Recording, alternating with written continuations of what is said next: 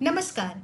मैं सारा सिंह सारा आईएएस यूट्यूब चैनल से इतिहास पढ़ने वाले सभी विद्यार्थियों को बहुत बहुत स्वागत करती हूँ। इसके पहले मैं एंशियंट इंडिया से संबंधित 2 लेक्चर को डिलीवर कर चुकी हूँ।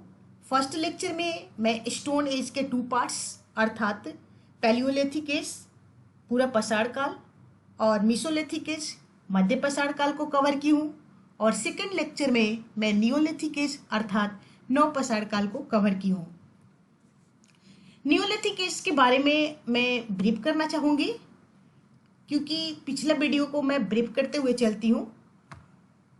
नियोलिथिक एज जो था इसको हम महान तकनीकी के रूप में जानते हैं। ऐसा क्यों? क्योंकि इस युग तक मानव के जो जीवन पद्धति था उसमें अचानक परिवर्तन आया था। फर्स्ट टाइम इस युग में विलेज कम्युनिटी का अस्तित्व आया था अर्थात प्रिमिटिव विलेज अपीयर हुआ था। मानव ने लार्ज स्केल पर कल्टीवेशन करने लगा था और डोमेस्टिकेशन भी शुरू हो गया था और प्लांटेशन वगैरह इत्यादि शुरू हुआ था। मोर इफेक्टिव टूल्स का इस समय डेवलपमेंट हो चुका था क्योंकि पॉलिश्ड बेस्ड स्टोन यहाँ पर यूज होने लगा था। तो इन कारणों से इस काल को महान तकनीकी परिवर्तन का युग कहा जाता है। तो इसके बारे में मैं काफ़ी डीप में वीडियो बनाई हूँ। तो जो भी फर्स्ट टाइम इस वीडियो को देख रहे हैं, अगर वो चाहे तो नियोलिथिक एज से संबंधित अपने कंसेप्ट को क्लियर करने के लिए पिछले वीडियो को देख सकते हैं। आज मैं एंशियंट इंडिया का ही एक बहुत ही महत्वपूर्ण टॉपिक चैल्कोलिथिक एज अर्थात ताम्रपसार युग को कवर करूंगी। तो चलिए ताम्रपसार युग के साथ एंशियंट इंडिया को आगे बढ़ाते हैं। ताम्रपसार काल अर्थात तांबे और पसार के उपकरणों का प्रयोग होगा इस काल में। इसका time period 1800 BC to 1000 BC है। मैं लिखना भूल चुकी थी इसलिए सॉरी। अगर कोई इसका स्क्रीनशॉट लेना चाहता है तो अपना 1800 बीसी टू 1000 बीसी कर सकता है इसका टाइम पीरियड। हालांकि टाइम पीरियड उतना इम्पोर्टेंट नहीं है, फिर भी आप चाहो तो ऐसा कर सकते हो। अब वर्ड कैल्कोलिथिक का मतलब क्या होता है? वर्ड कैल्कोलिथिक का मतलब, कैल्को का मतलब होता है कॉपर और लिथिक का मतलब होता है स्टोन, अर्थात एक ऐसा काल जिसमें मानव ने कॉपर और स्टोन के टूल्स का यूज किया। उस काल को हम क्या कहते हैं? कैल्कोलिथिक एज अर्थात ताम्रपसार काल कहते हैं। धातुओं में सबसे पहले तांबा का प्रयोग हुआ है। वीवीआई पॉइंट बहुत बार एग्जाम में पूछा गया है कि सबसे पहले किस धातु का प्रयोग हुआ है, तो copper was the first metal used by man. धातुओं में सबसे पहले तांबा का प्रयोग हुआ है। इस काल में मानव पत्थर के उपकरण के साथ साथ, यहाँ पर इम्पोर्टेंट है कि पत्थर के उपकरण के साथ साथ तांबे के उपकरण का भी प्रयोग किया। इसलिए इस काल को हम क्या कहते हैं? ताम्रपसार कहते हैं। इसलिए इस काल को क्या कहा जाता है? ताम्रपसार युग के रूप में भी जाना जाता है। मैं बता चुकी हूँ पिछली स्लाइड में कि copper was the first metal to be used followed by bronze, अर्थात कॉपर पहला धातु था जिसका प्रयोग मानव के द्वारा किया गया था। कैल्कोलिथिक एज को हम कॉपर स्टोन एज के रूप में भी जानते हैं और ये जो पीरियड है, इसी पीरियड से अर्थात इस काल से मानव ने सर्वप्रथम मेटल अर्थात धातुओं का प्रयोग करना शुरू किया था। तो chalcolithic period when use of metals begin, अर्थात इस युग से ही धातुओं का प्रयोग शुरू हुआ था। इस युग में मानव पशुपालन करते थे। हालांकि पशुपालन तो मध्यपूरा पसार काल से शुरू हो चुका है, जो कि मैं आपको बताई थी जब मध्यपूरा पसार काल पढ़ा रही थी। तो बागौर और आदमगढ़ का मैं चर्चा की थी, वहां से पशुपालन का साक्ष्य प्राप्त हुआ है। बागौर जो कि राजस्थान में है और आदमगढ़ जो कि मध्य प्रदेश में है। उसके बाद पशुपालन करते थे। अब लार्ज स्केल पे पशुपालन होगा, खेती करने लगे थे, अस्थायी जीवन परमानेंट सेटलमेंट्स लाइफ व्यतीत करने लगे थे और इस समय फसलों में गेहूं, धान, दाल की कृषि करने में वे दक्ष हो गए थे, प्रवीण हो गए थे। इसके पहले भी न्यूलिथिक एज में मैं बताई थी कि कृषि कार्यक्रम लार्ज स्केल पे शुरू हो गया था, लेकिन फिर भी नवपाषाण काल में हंटिंग गैदरिंग सिस्टम प्रेजेंट था, अर्थात वह खाद्य उत्पादक के साथ साथ अभी खाद्य संग्राहक भी बने हुए थे। लेकिन इस युग में मानो क्या हो जाएंगे कि खाद्य उत्पादक बन जाएंगे। क्या क्या प्रोड्यूस्ड करते थे? तो दे produced wheat, rice, pulses, wheat, rice and pulses. इस युग में अलग अलग जगह पर ऐसे लोगों का समूह पाया गया जो तांबे और पत्थर का प्रयोग करते थे और इनका रहन सहन खान पान लगभग एक जैसा था, इसलिए इसे हम एक संस्कृति की संज्ञा दे देते हैं। भारत में इस युग में भारत में प्रमुख 3 संस्कृतियां पाई जाती है। ये सभी संस्कृतियां यहाँ पर फोकस करने की जरूरत है। ये सभी जो संस्कृतियां है, बहुत ही इंपॉर्टेंट पॉइंट है, ग्रामीण थी, अर्थात ताम्रपाषाण काल के मानव ग्रामीण जीवन जीते थे। Rural life was prevalented in this period, अर्थात ताम्रपाषाण काल में अभी सिटीज डेवलप नहीं किया था। फर्स्ट बार सिटीज कब डेवलप करेगा? काशी युग में, अर्थात सिंधु वैली सिविलाइजेशन में फर्स्ट टाइम सिटी अपीयर होगा। मैं बताइए अभी कि इस युग में पिछले स्लाइड में 3 संस्कृतियां फेमस थी। कौन कौन थी? तो एक तो थी बनास संस्कृति, बनास संस्कृति और बनास कल्चर। ये कहाँ है? तो ये राजस्थान में है, ठीक है। और मालवा संस्कृति, ये मालवा संस्कृति जो है वो है एमपी में। और जोरवे संस्कृति, जोरवे संस्कृति का डेवलपमेंट कहाँ हुआ था? जोरवे संस्कृति का डेवलपमेंट महाराष्ट्र में हुआ था। मैप को देख लीजिएगा, क्योंकि मैप को देखने से कॉन्सेप्ट क्लियर होता है। ताम्रपाषाण संस्कृतियां, जिसका अभी मैं पिछले स्लाइड में चर्चा की हूँ कि दक्षिण पूर्वी राजस्थान में बनास संस्कृति थी और इसका time period 2000 BC to 1400 BC, 14 है ये, 1400 BC था। उसी तरह पश्चिम मध्य प्रदेश में मालवा संस्कृति थी। ये मालवा संस्कृति बहुत ही फेमस संस्कृति थी। इसका टाइम पीरियड है 1700 BC टू 1200 BC। और पश्चिम महाराष्ट्र में एक जोरवे संस्कृति, ये सबसे नवीनतम ताम्रपाषाण कालीन संस्कृति थी और ये भी बहुत फेमस संस्कृति थी। 1400 BC to 1700 BC। Time period को लेकर कंफ्यूज होने की जरूरत नहीं है, क्योंकि टाइम पीरियड से संबंधित क्वेश्चन नहीं आता है। अगर आपको जानना ही है तो ये जानना है कि ताम्रपाषाण कालीन संस्कृतियों में सबसे पुरानी संस्कृति कौन थी? तो बनास संस्कृति। और ये बनास संस्कृति बहुत ही इंपॉर्टेंट संस्कृति है। बनास संस्कृति के अंतर्गत आहड़ संस्कृति, गिलोंद, बलाथल संस्कृति को आप पढ़ेंगे, जिसमें से मैं आहड़ और गिलिंद को बताऊंगी। बलाथल उतना इंपॉर्टेंट नहीं है और ना ही यहाँ से कोई क्वेश्चन बनेगा, इसलिए इसे हम स्किप कर सकते हैं। बनास संस्कृति का नाम इसलिए बनास संस्कृति पड़ा है क्योंकि बनास वैली रीजन में पड़ता था और ये सारा क्षेत्र जो आहड़ है, गिलोंद है, बलाथल है, सब इसी रीजन में पड़ता था। इसलिए इस पूरे रीजन को हम बनास संस्कृति के रूप में जानते हैं, बनास संस्कृति के रूप में जानते हैं। बहुत ही इंपॉर्टेंट संस्कृति है ये। आहड़ हो, गिलुंद हो, बलाथल हो, जैसे मैं बताई थी कि इस युग में एक जैसे कल्चर्ड था, रहन सहन था, खान पान था, तो सारा का नाम मिलाकर क्या कर दिया गया था कि एक पर्टिकुलर प्लेस के नाम पर उस संस्कृति का नाम रख दिया गया था। जैसे राजस्थान में बनास संस्कृति, ठीक है। उसी तरह मैं अभी कवर की हूँ कि मालवा संस्कृति, मालवा संस्कृति बहुत ही इंपॉर्टेंट संस्कृति है और इसे याद रखने की जरूरत है। और इस मालवा संस्कृति के अंतर्गत आएगा कैथा, एरड़, नौदा टोली और महेश्वर। ये सभी के सभी एमपी में है, लेकिन ये मालवा संस्कृति के अंतर्गत आते हैं। मालवा संस्कृति में इसलिए कह रही हूँ कि मालवा एक फेमस जगह था।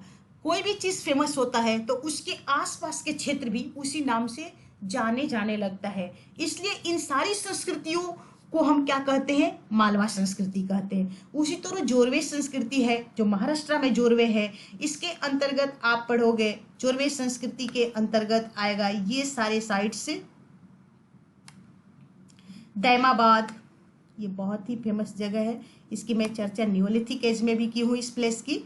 और इनाम गांव, नासिक, चंदोली, नेवासा एक्सेट्रा, नेवासा।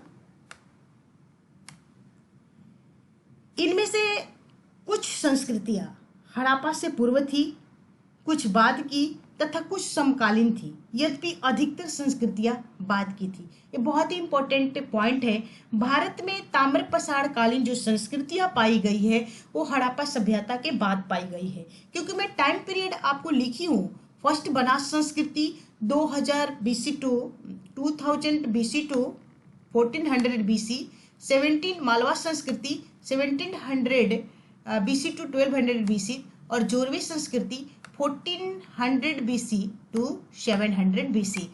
और सिंधु घाटी सिविलाइजेशन का एनसीईआरटी के तहत टाइम पीरियड 2350 से लेकर 1750 माना जाता है। तो अर्थात ये जो जोरवे संस्कृति है ये 700 BC तक चलता है। तो निश्चित तौर पर ये सिंधु सिविलाइजेशन के बाद की संस्कृति है, ठीक है। उसी तरह बनास संस्कृति भी 2000 से लेकर 1400 BC तक चल रहा है। तो अर्थात ये समकालीन भी है सिंधु घाटी सिविलाइजेशन के और बाद का भी है, क्योंकि हमारा सिंधु घाटी सिविलाइजेशन का 1750 तक आते आते सिंधु सिविलाइजेशन डिक्लाइंड हो चुका था, उसका पतन हो चुका था। तो भारत में जो ताम्रपसाड़ कालीन संस्कृतियां है वो प्रायः सिंधु सिविलाइजेशन की बाद की है। अधिकतर मोस्टली जो है संस्कृतियां वो सिंधु सभ्यता की बाद की संस्कृति है। इस पॉइंट्स को याद करने की जरूरत है, बहुत ही इंपॉर्टेंट पॉइंट है। लेकिन इसको सिंधु वैली सिविलाइजेशन के पहले इसलिए पढ़ा जाता है क्योंकि तांबा एक पहला मेटल था जिसको फर्स्ट टाइम मानव ने यूज किया था, इसलिए इसको प्रायः हम सिंधु वैली सिविलाइजेशन के पहले पढ़ लेते हैं। अब मैं बताई थी कि बनास संस्कृति के अंतर्गत आहड़ संस्कृति है। आहड़ यह बनास संस्कृति का हिस्सा है। यहाँ से तांबे गलाने की फैक्ट्री पाई गई है, जो कि बहुत ही इंपॉर्टेंट पॉइंट है, और यहाँ तांबे के उपकरण सर्वाधिक प्राप्त हुए हैं। इस पॉइंट्स को याद रखने की जरूरत है कि सबसे अधिक तांबे के उपकरण किस संस्कृति से प्राप्त हुए हैं। यूपीएससी में आपको क्वेश्चन फैक्चुअल करके अथवा कंसेप्चुअल बेस पे पूछा जा सकता है, किसी भी तरह से स्टेटमेंट फॉर्म में भी पूछा जा सकता है। इसलिए आपको याद रखने की जरूरत है कि तांबा गलाने की फैक्ट्री कहाँ से पाई गई है, तो आहड़ से पाई गई है। आहड़ कहाँ है? आहड़ राजस्थान में है। और आहड़ किस संस्कृति का पार्ट है? तो ये बनास संस्कृति का पार्ट है। और यहाँ से ये क्यों फेमस है? क्योंकि यहाँ से तांबे गलाने की फैक्ट्री पाई गई है, यहाँ से सर्वाधिक मात्रा में तांबे के उपकरण पाए गए, सर्वाधिक मात्रा में तांबे के उपकरण पाए गए हैं। और यही वजह है कि इसे हम किस नगरी से जानते हैं? ताम्र नगरी के नाम से जानते हैं। इसको ताम्बवती के नाम से भी जाना जाता है, ताम्बवती और ताम्र नगरी के रूप में इसे जाना जाता है। यह रंगाई और छपाई का काम होता था, यानी कि जब रंगाई और छपाई का काम होता था तो वस्त्र पर ठप्पे मारने का भी काम होता होगा। तो जब आपसे ये पूछा जाए कि यूपीएससी में मान लेते प्रीलिम में ये पूछ लिया जाए कि यहाँ से वस्त्र पर डिजाइन करने का काम होता था, तो निश्चित तौर पर होता था, क्योंकि जब रंगाई और छपाई का काम होगा तो वस्त्र पर डिजाइन भी हो रहा होगा। तो इन बारीकियों को आपको पकड़ते हुए चलना है, बाकी यूपीएससी का क्वेश्चन सॉल्व हो जाएगा। नेक्स्ट पॉइंट, यहाँ के लोग पत्थरों के मकान में रहते थे। ये बहुत ही इंपॉर्टेंट है। आहड़ के लोग किस तरह के मकान में रहते थे? तो ये लोग पत्थरों के मकान में रहते। बहुत ही इंपॉर्टेंट पॉइंट है कि आहड़ के लोग पत्थरों के मकान में रहते थे। आहड़ के लोग क्या करते थे? पत्थर के मकान में रहते थे। तो पत्थर के मकान कैसे बनता था? तो पहाड़ी क्षेत्रों से क्या करते थे? वो पहाड़ी क्षेत्रों से पत्थर निकाल कर अपने घरों को बनाते थे। पहाड़ी क्षेत्र से पत्थर को निकाल कर लाते थे और उससे क्या करते थे? वो अपने घर को बनाते थे। यहाँ पर ये भी बहुत इंपॉर्टेंट पॉइंट है। यहाँ पर गंदे पानी को घरों से निकालने के लिए चक्रकूप प्रणाली चक्रकूप प्रणाली का क्या किया गया था, प्रयोग किया गया था। तो यहाँ के लोग क्या करते थे, हालांकि वो बहुत ही सफाई का ध्यान रखते होंगे तभी ऐसा हुआ होगा। यहाँ के लोग गंदे पानी को घर से निकालने के लिए चक्रकूप प्रणाली का प्रयोग किए थे। और स्टोन एक्सेस और ब्लेड्स, स्टोन एक्सेस सॉरी यहाँ से स्टोन एक्सेस और blades are almost absent. Stone axes और blades are almost absent here. कहने का मतलब ये हुआ कि यहाँ पर पत्थर के कुल्हाड़ी, ब्लेड्स लगभग एब्सेंट है। अगर पाए भी गए हैं तो ना के बराबर पाए गए हैं।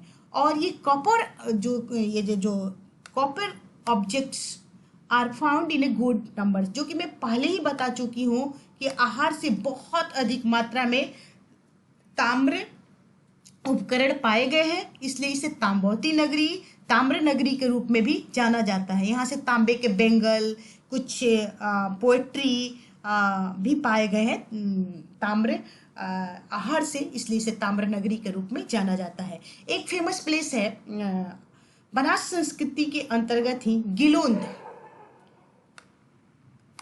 यहाँ से अग्निकुंड के साक्ष्य प्राप्त हुए हैं। इंपॉर्टेंट पॉइंट है कि पूछा जाए कि अग्निकुंड से ताम्र पसार कालीन में कहाँ से साक्ष्य प्राप्त हुआ है, तो ये प्राप्त हुआ है गिलोंद से। गिलोंद अग्निकुंड के साक्ष्य के लिए जाना जाता है। यहाँ पर पत्थरों के उपकरण तांबे की अपेक्षा अधिक पाए गए। ये बहुत ही इंपॉर्टेंट पॉइंट है। जैसे मैं अभी जस्ट बताई थी कि आहार में सबसे ज्यादा तांबे के उपकरण पाए गए हैं, तो जस्ट इसके अपोजिट गिलोंद में पत्थरों के उपकरण ज्यादा पाए गए हैं। तो अगर यूपीएससी स्टेटमेंट फॉर्म में क्वेश्चन पूछे कि आहार में सबसे ज्यादा पत्थरों के उपकरण पाए गए हैं, तो स्टेटमेंट फॉल्स हो जाएगा। उसी तरह पूछ दे कि गिलोंद में सर्वाधिक मात्रा में ताम्र उपकरण पाए गए हैं, तो यहाँ भी स्टेटमेंट फॉल्स हो जाएगा। बोथ स्टेटमेंट फॉल्स हो जाएगा, क्योंकि गिलोंद में पत्थरों के उपकरण सर्वाधिक मात्रा में पाए गए हैं और आहार में तांबे के उपकरण सर्वाधिक मात्रा में पाए गए हैं। तो इन बारीकियों को ध्यान में रखने की जरूरत है। उसके बाद यहाँ के लोग मिट्टी के घरों में रहते थे। यहाँ के लोग कैसे घर में रहते थे, तो यहाँ के लोग मिट्टी मड हाउस में रहते थे। और आहार के लोग कैसे घर में रहते थे, पत्थर के घर में रहते थे। पत्थर कहाँ से लाते थे, तो पहाड़ी क्षेत्रों से लाते थे। तो गिलोंद और आहार एक दूसरे का अपोजिट है, तो इसको अपोजिट फॉर्म में आप याद कर लेना। यहाँ पर गिलोंद में पत्थर काटने का काम होता था।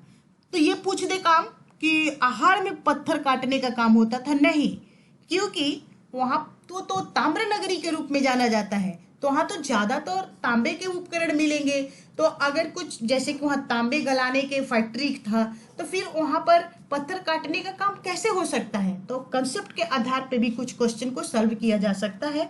तो पत्थर काटने का काम जो होता था वो गिलोंद में होता था। मालवा संस्कृति जो कि एमपी के अंतर्गत है, बहुत ही इंपॉर्टेंट है मालवा संस्कृति भी। तो मालवा संस्कृति को राजस्थान के संस्कृतियों को खत्म करने के बाद अब एमपी की तरफ चलते हैं और इसको कायथा संस्कृति के नाम से भी जानते हैं। मालवा के अंतर्गत ही एक कायथा है, जगह है। ये कायथा इतना फेमस हो गया था, इस तरह के एडवांस्ड और डेवलप्ड अवस्था में चला गया था कि इसकी पहचान ही कैथा के रूप में होने लगी थी। हालांकि यह मालवा संस्कृति का ही क्या है, एक हिस्सा है। ठीक है, नोट करके मैं लिख दी हूं कि यहाँ के लोग उन्नत किस्म के तांबे का प्रयोग करते थे। उन्नत मतलब गुड क्वालिटी के तांबे के उपकरण बनते थे या अन्य वस्तु बनाए जाते थे। इसके पहले मैं एक चीज और पिछले स्लाइड में आपको बताई थी कि किस संस्कृति के लोग सर्वाधिक मात्रा में तांबे का प्रयोग किए हैं, तो क्या था, आहार था। उन्नत किस्म के तांबे का प्रयोग कहाँ हुआ है, तो कायथा से हुआ है। इन दोनों पॉइंट को लेकर कंफ्यूज होने की जरूरत नहीं है। इसको 2-3 बार आप देखोगे तो निश्चित तौर पे याद हो जाएगा। हालांकि थोड़ा सा कंफ्यूजन होगा, लेकिन 2-3 बार देखने से ये बिल्कुल ईजी है, आप याद कर सकते हो। उसके बाद मालवा संस्कृति के अंतर्गत यहाँ के मृदभांड, मिट्टी के बर्तन, मृदभांड को मिट्टी के बर्तन के रूप में भी जानते हैं। तो जो यहाँ के मृदभांड है वो अपनी समकालीन मृदभांडों से अलग है। अर्थात जो मालवा में मृदभांड बने वो आहार, गिलोंद, बालाथल इत्यादि में जो मृदभांड बने थे उनसे क्या है, विशिष्ट है। अपनी विशिष्टता के लिए, अपनी उत्कृष्टता के लिए मालवा संस्कृति में बनने वाले मृदभांड जाना जाता है। वैसे भी मालवा संस्कृति मृदभांडों के लिए ही जाना जाता है। यही वजह है कि मालवा संस्कृति अपने मृदभांडों की विशिष्टता के लिए, क्या, मृदभांडों की विशिष्टता के लिए और उत्कृष्टता के लिए, विशिष्टता और उत्कृष्टता के लिए जानी जाती है। तो मालवा का जो संस्कृति है वो कहाँ है, ये है एक ताम्रपसार कालीन संस्कृति थी। कहाँ थी, एमपी के अंतर्गत थी। और इसी के अंतर्गत एक कायथा संस्कृति है। तो समटाइम्स में मालवा को कायथा संस्कृति के रूप में भी जाना जाता है, तो इसको लेकर कंफ्यूज होने की जरूरत नहीं है। मालवा संस्कृति क्यों फेमस है, इसलिए फेमस है क्योंकि यहाँ पर जो पोएट्री होता था बहुत ही यूनिक होता था, इसलिए मालवा संस्कृति को मृदभांडों की उत्कृष्टता के रूप में जाना जाता है। उसके बाद एक चीज में और बता दो आप लोगों को कि यहाँ के जो लोग थे कपास उगाना जानते थे। हालांकि डायरेक्ट हमें कपास उगाने का एविडेंस प्राप्त नहीं हुआ है, लेकिन सूत काटने के मशीनरी मिले हैं। उस आधार पे कहा जा सकता है कि जो ताम्रपसार कालीन लोग हैं वो कपास उगाना जानते थे। यहाँ भी आपसे कंसेप्ट पूछा जा सकता है यूपीएससी में कि ताम्रपसार कालीन मानव कपास से परिचित। यस, परिचित थे, क्योंकि मालवा से ही क्या हुआ है कि सूत काटने का साक्ष्य प्राप्त हुआ है। एरड़ है, ये भी मालवा संस्कृति का हिस्सा है। एमपी, एरड़ एमपी, जो कि एमपी में है। यहाँ भी मालवा संस्कृति के, यह भी मालवा संस्कृति के अंतर्गत आता है। और यहाँ से किलेबंदी का साक्ष्य प्राप्त हुआ। ये पॉइंट इंपॉर्टेंट है कि ताम्रपसार कालीन संस्कृतियों में कहाँ से किलेबंदी का साक्ष्य प्राप्त हुआ है, तो ताम्रपसार कालीन संस्कृतियों में एरड़, ये किलेबंदी का साक्ष्य प्राप्त हुआ है। कहाँ से प्राप्त हुआ है, तो किलेबंदी का साक्ष्य एरड़ से प्राप्त हुआ है। नौदा टोली भी बहुत इंपॉर्टेंट संस्कृति थी और ये मालवा संस्कृति का हिस्सा है। और यहाँ पर सबसे अधिक खुदाई हुई है। ये पॉइंट इंपॉर्टेंट है कि ताम्रपसार कालीन संस्कृतियों में किस संस्कृति में सबसे अधिक खुदाई हुई है, तो सबसे अधिक खुदाई हुई है नौदा टोली में। यहाँ पर सबसे अधिक किस्म के अनाज उगाए गए हैं। ये भी बहुत इंपॉर्टेंट पॉइंट है, ये भी पूछा जा सकता है खासकर पीसीएस एग्जाम में, क्योंकि इस टाइप के क्वेश्चन पीसीएस एग्जाम में पूछे जाते हैं। तो पूछा जाएगा कि किस ताम्रपसार कालीन संस्कृतियों में सबसे अधिक अनाज उगाए गए हैं, तो आंसर होगा नौदा टोली। नौदा टोली है कहाँ, एमपी में है। और ये किस संस्कृति का हिस्सा है, तो ये मालवा संस्कृति का हिस्सा है। मालवा संस्कृति के और हिस्सों को मैं कवर कर चुकी हूँ, जैसे मैं एरड़ बताई हूँ और कैथा बताई हूँ। कैथा क्यों फेमस है, कैथा और मालवा अपने मृदभांडों के उत्कृष्टता के लिए फेमस है। नेक्स्ट, यह ताम्रपसार के अंतर्गत एक ऐसा स्थल है जहाँ से सबसे बड़ी ग्रामीण बस्ती का साक्ष्य प्राप्त हुआ है। ये मैं नौदा टोली की बात कर रही हूँ अभी, कि यह ताम्रपसार के अंतर्गत, अर्थात यह ताम्रपसार कालीन संस्कृतियों में एक ऐसा स्थल है जहाँ से सबसे बड़ी ग्रामीण बस्ती का साक्ष्य प्राप्त हुआ है। क्वेश्चन पूछा जा सकता है कि ताम्रपसार कालीन संस्कृतियों में वह कौन सा स्थल है या कौन सी संस्कृति है जहाँ से सबसे बड़ी ग्रामीण बस्ती का एविडेंस प्राप्त हुआ है, तो नौदा टोली है। फिर से मैं बता दूं कि नौदा टोली किस संस्कृति का हिस्सा है, मालवा संस्कृति का हिस्सा है। मालवा कहाँ है, एमपी में है। नोट करके मैं एक चीज और लिखी हूँ कि सबसे बड़ी बस्ती दैमाबाद में है। लेकिन जब ये आपसे पूछा जाए कि ताम्रपसार कालीन संस्कृतियों में सबसे बड़ी बस्ती कहाँ है, तब आपका आंसर होगा दैमाबाद। लेकिन यहीं पर लग जाएगा कि सबसे बड़ी ग्रामीण बस्ती, अगर यही पूछ लिया गया है कि सबसे बड़ी ग्रामीण बस्ती किस संस्कृति में पाई गई है, तब आपका आंसर होगा नौदा टोली। ओवरऑल सबसे बड़ी बस्ती दैमाबाद। दैमाबाद कहाँ है, महाराष्ट्र में है, जो कि जोरवे संस्कृति का एक हिस्सा है। ठीक है, अब आते हैं जोरवे संस्कृति जो कि महाराष्ट्र में है। इसका टाइम पीरियड है 1400 BC टू 700 BC अर्थात ईसा पूर्व। सबसे नवीनतम संस्कृति है अर्थात ताम्र पसारकालीन संस्कृतियों में ये सबसे नया है, सबसे बाद की है। इसी के अंतर्गत एक संस्कृति आपको पढ़ना है दैमाबाद, और यह ताम्र पसार काल का सबसे बड़ा क्षेत्र। अभी अभी जस्ट ऊपर भी मैं आपको कवर की हूँ कि दैमाबाद से सबसे बड़ी बस्ती का एविडेंस प्राप्त हुआ है। तो यह ताम्र पसार काल का सबसे बड़ा क्षेत्र है दैमाबाद। ताम्र पसार काल का सबसे बड़ा क्षेत्र कौन है, तो अगर ऐसा करके क्वेश्चन पूछा जाए ओवरऑल सबसे बड़ा कौन है, तो सबसे बड़ा क्षेत्र हो जाएगा ताम्र पसार काल का सबसे बड़ा क्षेत्र हो जाएगा दैमाबाद। अगर ऐसा पूछ लिया जाए कि ताम्र पसार के सबसे बड़ी ग्रामीण बस्ती कौन है, तब आपका आंसर होगा नौदा टोली। नौदा टोली फिर से मैं बता दूं कि एमपी में है और किसका हिस्सा है, तो ये मालवा संस्कृति का हिस्सा है। तो इसलिए दैमाबाद और नौदा टोली को लेकर कंफ्यूज होने की ज़रूरत नहीं है। इसको 2-3 बार अगर आप देखोगे पढ़ोगे तो निश्चित तौर पर ये सारी संस्कृतियाँ आपको याद हो जाएगी। यह बस्ती नगरीकरण की ओर बढ़ रही थी। कौन सी बस्ती नगरीकरण की ओर बढ़ रही थी? नगरीकरण की तरफ दैमाबाद बढ़ रही थी, परंतु इसके पहले ही इसका अवसान हो गया है। अर्थात वो नगरीय अवस्था में शुरू होने के तो हुआ लेकिन पहुंच नहीं पाया। नगरीकरण की ओर बढ़ने का प्रयास हुआ था दैमाबाद में, लेकिन नगरीकरण हो नहीं पाया। उसके पहले ही क्या हो गया था, यह डिक्लाइन कर गया था, इसका अवसान हो गया था। और नगरीकरण का फर्स्ट टाइम एविडेंस हमें कब देखने को मिलेगा, वो सिंधु वैली सिविलाइजेशन में देखने को मिलेगा। यह प्रवरा नदी के किनारे स्थित है। दैमाबाद जो है वो महाराष्ट्र के अंतर्गत प्रवरा नदी के किनारे स्थित है। नोट, यहाँ से कांसे का एक रथ मिला है। ठीक है, कहाँ से कांसे का रथ मिला है, तो यहाँ से कांसे का एक रथ मिला है। दैमाबाद से कांसे का एक रथ मिला है, अर्थात यहाँ पर हड़प्पा सभ्यता शुरू होकर अवसान भी हो गया था। मैं थोड़ा सा इसको डिटेल में बता दूं कि आप कंफ्यूज न करें, क्योंकि मैं अभी अभी जस्ट आपको बताई हूँ वीडियो शुरू करने के पहले कि इस युग के मानव तांबे और पत्थरों के उपकरणों का प्रयोग किए थे, क्योंकि अभी ब्रोंज का अर्थात टीन प्लस कॉपर का यूज नहीं होगा। ये फर्स्ट टाइम जाके हड़प्पा सभ्यता में ही होगा। तो फिर जैसा कि आप सोच रहे होंगे कि फिर दैमाबाद से कांसे का रथ कहाँ से मिल गया, जब कांसा का प्रयोग नहीं हुआ तो फिर कांसा का रथ कहाँ से आया? तो इसलिए आया क्योंकि यहाँ पर हड़प्पा सभ्यता दैमाबाद संस्कृति से पहले शुरू हुआ था और डिक्लाइंड भी हो गया था, इसलिए उसका जो रिमेन्स था वो पाया गया, जिसमें से कांसा भी एक था। तो अर्थात जो दैमाबाद है, जो जोरे संस्कृति के अंतर्गत आता है, यहाँ पर इस संस्कृति के आने से पहले हड़प्पा सभ्यता का उदय हुआ था और डिक्लाइन भी हो गया था।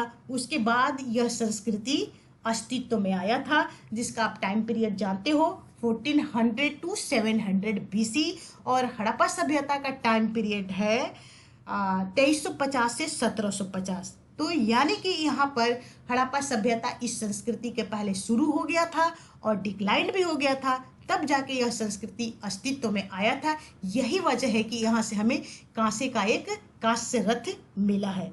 अर्थात जो कांस्य रथ मिला है उसका कैल्कोलिथिक एज से कोई संबंध नहीं है, वो हड़प्पा युग से संबंधित है, क्योंकि इस युग में लोग कांसे का प्रयोग करना नहीं जानते थे। अब आती हूँ इनाम गांव पर। ये भी जोरवे संस्कृति का एक हिस्सा है। इनाम गांव इम्पोर्टेंट कैल्कोलिथिक साइट है और यहाँ भी किलेबंदी बस्ती के साक्ष्य मिले हैं। अभी मैं आपको बताई थी कि एरड़ से भी किलेबंदी का साक्ष्य प्राप्त हुआ है। एरड़ कहाँ है, तो मैं आपको बताई थी कि एमपी में है एरड़। और यहाँ पर वर्ग विभाजन के साक्ष्य मिलते हैं। वर्ग विभाजन मतलब समाज में अमीरी गरीबी बड़ा छोटा का कॉन्सेप्ट क्या हुआ था, इस काल में शुरू हो गया था। ठीक है, और इसके विशेषताएं देख लेते हैं। कैरेक्टरिस्टिक्स क्या थे चाल्कोलिथिक एज के, तो supply of copper was the limited. जो कॉपर का जो सप्लाई होता था वो सीमित मात्रा में होता था। मैं जैसा कि आपको मैप में भी दिखाई थी कि राजस्थान, महाराष्ट्र और मध्य प्रदेश तक ही लगभग जो चाल्कोलिथिक साइट्स थे वो उसका विस्तार हुआ था। And as a metal copper has its limitation. और कपर जो मेटल था, मेटल जो कपर था, धातु जो ताम्र धातु था, इसकी भी अपनी कुछ सीमाएं थी। कैसे सीमाएं थी? इस जैसे कि ये आयरन की तरह मोर इफेक्टिव नहीं हो सकता था, और उसके तरह ज़्यादा शार्पेन और क्या बोल सकते हैं, बेहतर औजार इससे नहीं बनाए जा सकते थे। इसलिए तांबे की भी अपनी कुछ सीमाएं थी और इसका क्षेत्र भी था वो सीमित था। उसके बाद इस युग की जो कैरेक्टर में से एक और कैरेक्टर जानिए कि people did not know the art of mixing tin with copper. अर्थात इस युग के जो मानव थे वह कांसा बनाना नहीं जानते थे। कांसा कैसे बनता है? टीन और कपर को मिलाकर कांसा का निर्माण किया जाता है। तो इस युग के मानव कांसा बनाने से परिचित नहीं थे। The people of stone copper age did not know the art of writing nor did they live in cities. मैं आपको इसके पहले भी बताई हूँ कि इस युग के मानव शहर से परिचित नहीं थे, क्योंकि जो लाइफ सिस्टम था वो विलेज बेस्ड था, टोटली विलेज बेस्ड था। इसलिए सवाल ही नहीं बनता है कि वो सिटीज लाइफ से परिचित होंगे। एक पॉइंट में आपको बताई थी कि दैमाबाद में निश्चित तौर पर शहरीकरण का शुरुआत हुआ था, लेकिन शुरुआत के साथ ही क्या हो गया था? अवसान हो गया था। और इस युग के मानव राइटिंग अर्थात उनको लिखने नहीं आता था, वो पढ़ने से परिचित नहीं थे, लिखने से परिचित नहीं थे, ठीक है। और वहाँ पर rural based life system present only, सिर्फ और सिर्फ ग्रामीण जीवन वो जीते थे। अब थोड़ा सा कैलकोलिथिक पोएट्री के बारे में बात कर लिया जाए, अर्थात इस समय के मृदभांड कैसा होता था। तो red and black, it's very important point पूछा जा सकता है कि ताम्रपसाड़ कालीन लोग लाल और काले मृदभांडों का प्रयोग करते थे। Yes, right answer, right statement. ये जो था वाइडली प्रिवलेंट था, यानी कि व्यापक स्तर पर वो लाल और काले रंग के मृदभांडों को क्या करते थे? यूज करते थे। और ओकेजनली अर्थात समय समय पर वो क्या करते थे कि पेंटेड व्हाइट लीनियर डिजाइन्स, उसको क्या करते थे? उजले रंग से उसको डिजाइन बनाते थे, लीनियर फॉर्म में उसको क्या कर देते थे? नेक पर, जैसे मान लेते हैं कि पॉट होता होगा तो उसके नेक को क्या कर देते थे? लीनियर फॉर्म में डिजाइन कर देते थे। हालांकि ये सिस्टम आज भी वर्तमान में भी विद्यमान है, जैसे कि शादी विवाह में या कोई फेस्टिवल होता है जैसे लाइक करवा चौथ वगैरह, तो उसमें जो पोएट्री होता है, जो मिट्टी का बर्तन होता है, उस पर भी डिजाइन किया गया रहता है। तो हम कह सकते हैं कि जो पोइट्री पर कलर्ड करने का कंसेप्ट था वो हम कहाँ से लिए थे? वो चालकोलिथिक पीरियड से ही चलते आ रहा है, ठीक है। और उसके बाद सच पोइट्री जो है, इस तरह की जो पोइट्री है, such pottery in Maharashtra MP and Rajasthan was painted. इस तरह के जो पेंटिंग करने का काम होता था पोएट्री पे, वो कॉपर बेस्ड एरिया में ही होता था, जैसे कि राजस्थान में, महाराष्ट्र में, एमपी में was painted, but such painted pots were the very few in eastern India. लेकिन पूर्वी भारत में इस तरह के जो पोएट्री है बहुत ही कम मात्रा में पाए गए हैं। तो बहुत ज़्यादा इंपॉर्टेंट पॉइंट ये नहीं था, लेकिन फिर भी मैं आपको कवर कर दी हूँ कि ताकि कहीं से भी आपसे क्वेश्चन पूछा जाए तो आपकी क्वेश्चन गलत ना हो। उसके बाद कैलकोलिथिक एज सोसाइटी के बारे में हम बात करते हैं कि ताम्रपसाड़ कालीन समाज कैसा था। तो इस समय जो ताम्रपसाड़ कालीन जो समाज था वो इस समय आंशिक स्तर पर वर्ग असमानता की भावना विकसित होने लगी थी। आंशिक स्तर पर, बहुत व्यापक स्तर पर तो नहीं, लेकिन फिर भी वर्ग असमानता की भावना थी। जैसे बस्तियों के बनावट के आधार पर, कब्रगाहों के आधार पर और शवाधान पद्धति के आधार पर वर्ग विभाजन के एविडेंस को देखा जा सकता है। द सेटलमेंट्स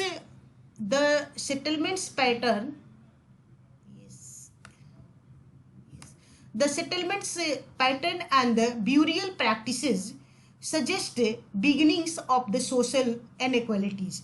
अर्थात बस्तियों के आधार पर और जो समाधान पद्धति के आधार पर हमें क्या देखने को मिलता है? वर्ग असमानता इस काल तक देखने को मिलता है। उदाहरण के तौर पर हम ले सकते हैं जैसे कि उदाहरण के तौर पे आप ले सकते हैं, the cheap and his Kingsman lived in rectangular house. जो सरदार टाइप के लोग होते थे, जो एलिट क्लास के लोग होते थे, वो रेक्टेंगुलर आयताकार मकानों में रहते थे, and dominated others who lived in the round huts. और जो उनके एक तरह से सेवक होते थे, उनके गार्ड्स कह सकते हैं जो होते थे, वह गोलाकार झोपड़ियों में रहते थे। तो बस्तियों के आधार पर हम वर्ग विभाजन को स्पष्टता तो नहीं, लेकिन आंशिक स्तर पर निश्चित तौर पर हम देख सकते हैं। उसके बाद इस युग में बृहद स्तर पर इस युग में कृषि कार्यक्रम नहीं होता था, अर्थात इस युग में भी बहुत ही लार्ज स्केल पर अभी कृषि कार्यक्रम शुरू नहीं हुआ था। और did not practice cultivation on extensive scale, अर्थात पिछला पॉइंट ये है जो कि बहुत ही बृहद पैमाने पर अभी कृषि कार्य की शुरुआत इस युग में भी नहीं हुई थी। हालांकि नियोलिथिक एज के कंपैरिजन में निश्चित तौर पर कृषि का विस्तार हो गया था। तो इस बात को आप ध्यान रखिएगा कि कृषि कार्यक्रम तो निश्चित तौर पर नियोलिथिक पीरियड के अपेक्षा इस युग में उसका विस्तार हुआ था, लेकिन बहुत बृहद पैमाने पर नहीं हुआ था। दूसरी पॉइंट है कि they did not know the ploughing, और दूसरी अर्थात वो खेतों में हल चलाना नहीं जानते थे। खेतों में हल चलाने का प्रथम साक्ष्य हमें कहाँ मिलेगा? वो मिलेगा सिंधु सिविलाइजेशन में मिलेगा हमें, कालीबंगा से। हालांकि एक चीज़ मैं बता दूं, मैं वहाँ पर बताऊंगी आप लोगों को, तो डिटेल में कवर करूंगी। हल जोतने का साक्ष्य मिला है कालीबंगा से, फाल नहीं मिला है, अर्थात जिस चीज़ से जुताई किया जाता था उसका साक्ष्य नहीं मिला है। तो यहाँ पर मैं बताना चाहूँगी कि इस युग के जो मानव थे, they did not no ploughing, अर्थात वो हल जोतने का काम अभी नहीं करते थे, हल जोतने से परिचित नहीं थे, वे खेतों में हल चलाना नहीं जानते थे। इसके अन्य विशेषताएं हम देख लेते हैं। अदर फीचर्स जो है, अदर फीचर्स में क्या है? दो डोमेस्टिकेटेड एनिमल्स, यस, वो पालतू पशुओं से परिचित हो चुके थे। पशुओं का जो पशुपालन था उसकी एक तरह से देखा जाए तो विस्तार हुआ था, और पशुपालन का तो बहुत पहले से ही मतलब शुरुआत हो चुकी थी। नियोलिथिक एज में उसका विकास हुआ, और इस युग तक आते आते और विकास होगा। प्रैक्टिस द एग्रीकल्चर, यस, कृषि कार्यक्रम की शुरुआत होने लगी थी। और केप्ट द काउज, पशुओं में क्या क्या रखते थे वो पशुओं में, जैसे पशुओं में वो काऊ से परिचित थे, शिप से परिचित थे, गॉड्स से परिचित थे, पिग्स से परिचित थे, और बोफेलस से परिचित थे, बोफेलस, एंड हंटेड डियर, हिरण का भी शिकार करते थे। Remains of camels have been found, yes, ऊँट के जो रिमेन्स है वो भी पाए गए हैं। और नोट करके मैं लिख दी हूँ, एक not acquainted with the horse, हालांकि वो हॉर्स से परिचित नहीं थे। तो ये बहुत इंपॉर्टेंट पॉइंट है, इसलिए मैं इसको नोट में डाल दी हूँ। आपसे पूछा जा सकता है कि ताम्रप्रसारकालीन मानव हॉर्स से परिचित थे? तो नहीं थे, not acquainted with the horse. इन्हीं बारीकियों को आप याद रखिएगा, क्योंकि यहीं पर यूपीएससी फंसा देता है, आपसे पूछ देगा ऐसे करके कि इस युग के मानव बोफेलोज, शीप, गॉड्स और हॉर्स से परिचित थे। तो आधा अगर आप क्वेश्चन पढ़ोगे कि इतना बस देखोगे कि काउज, शीप, गोट्स और हॉर्स पे आपका ध्यान नहीं जाएगा, तो आते हुए क्वेश्चन गलत हो जाएगा। इसलिए क्वेश्चन भी जो पूछा जाएगा तो क्वेश्चन को भी बढ़िया से पढ़ने की ज़रूरत है, तब जाके आप गलती से बचेंगे। और इसके बाद इस युग के जो मानव थे, पीपल इट बीफ, यस, वो बीफ खाते थे। विट, राइस, बाजरा, इसके पिछले वाले स्लाइड में भी मैं आपको कवर करा दी हूँ, तो एक बार फिर से देख ले। विट, राइस और वो बाजरा से क्या थे? बाजरा, पल्सेस से वो क्या थे? परिचित थे, कल्टिवेटेड करते, इसका उत्पादन करते थे। कॉटन वाज एल्सो प्रोड्यूस्ड, इसको भी मैं बता चुकी, हालांकि डायरेक्ट एविडेंस नहीं मिला है, लेकिन कॉटन से सूत काटने के हमें मशीनरी मिले हैं, तो इस आधार पे हम कह सकते हैं कि कॉटन का क्या होता था? प्रोडक्शन होता था। House made of mud bricks, yes, यहाँ के जो मकान थे वो किससे बनते थे? तो आहाड़ में जो मकान बने हुए थे वो पत्थरों से बने हुए थे, और उसके जस्ट नीचे में आपको बताई थी घिलुंड में जो मकान बने हुए थे वो मड ब्रिक्स से बने हुए थे। मड ब्रिक्स से अर्थात कच्ची ईंटों से मकान को बनाया जाता था। नोट करके एक चीज़ लिख दी हूँ, जहाँ भी मैं नोट लिखी हूँ उसको आप फोकस जरूर करना। Not acquainted with the burnt bricks, अर्थात पक्की ईंटों से इस ताम्र पसारकालीन जो मानव थे वो परिचित नहीं थे। फर्स्ट टाइम में बर्nt ब्रिक्स का अर्थात पक्की ईंटों का प्रयोग कहाँ होगा, यह हम सिंधु घाटी सिविलाइजेशन में पढ़ेंगे। इसलिए ताम्र पसारकालीन जो मानव थे वो कच्ची ईंटों से परिचित नहीं थे। तो आज मैं वीडियो को यहीं पर स्टॉप कर रही हूँ क्योंकि वीडियो ज़्यादा लंबा हो जाएगा। और ताम्र पसार काल से अर्थात कैल्कोलिथिक एज से जितनी भी पॉइंट्स बन सकते थे मैं विभिन्न स्रोतों से कंपाइल करके आपके लिए बनाई हूँ। सारा पॉइंट्स इंपॉर्टेंट है, इसलिए इसे आप 2 से 3 बार रिवीजन करना, देखना। अगर ऐसा आप करते हो तो निश्चित तौर पर ताम्र पसार काल से संबंधित जो भी आपका कंसेप्ट था वो निश्चित तौर पर क्लियर हो जाएगा।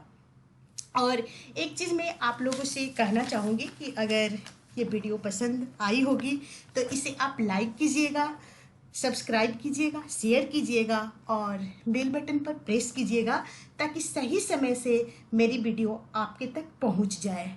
और लास्ट में मैं ये कहना चाहूँगी आप लोगों से कि just keep your mind, eyes and year open your target. If you do such a things, a day will sure come when success will kiss your feet. Thank you watching for the video.